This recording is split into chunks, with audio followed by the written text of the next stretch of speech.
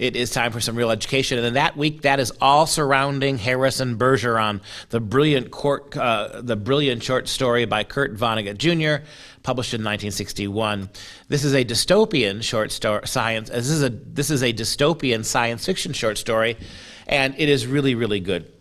If you've been looking at the little pieces of it we've given you so far, they tease you. I don't want to give too many quotes away because it's a short story. I want you to go ahead and read it. Again, in case you didn't watch the previous couple of days, this is a story set in 2081.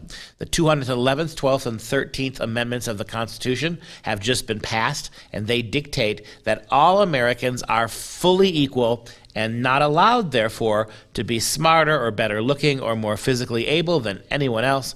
The handicapper general's agents come around to enforce these equity laws, forcing citizens to wear handicaps.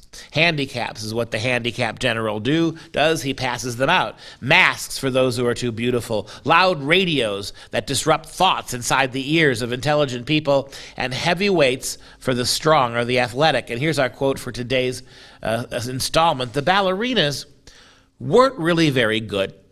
No better than anybody else would have been anyway.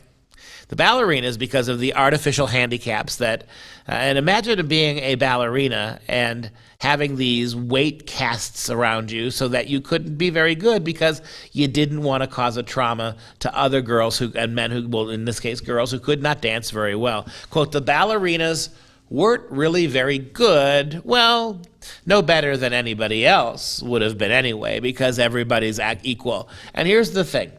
Achievements like ballet are high-level human achievements.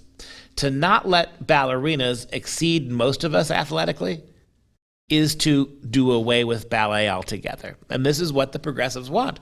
A world of mediocrity where everybody can do everything that everybody else does and nobody can't. And that's a world, by the way, that runs completely foul of the so-called commitment the left has to diversity. Diversity, by definition, means you're going to have some people who are much better dancers than others. Diversity means you're going to have people capable of doing all sorts of things that you and I can't do. And so that just tells you one important thing.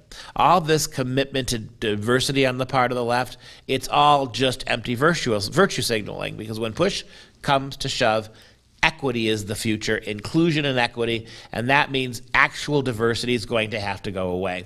Everyone's going to have to be a boring, buttoned down, inhibited, and ultimately handicapped version of everybody else. That's how it's going to live.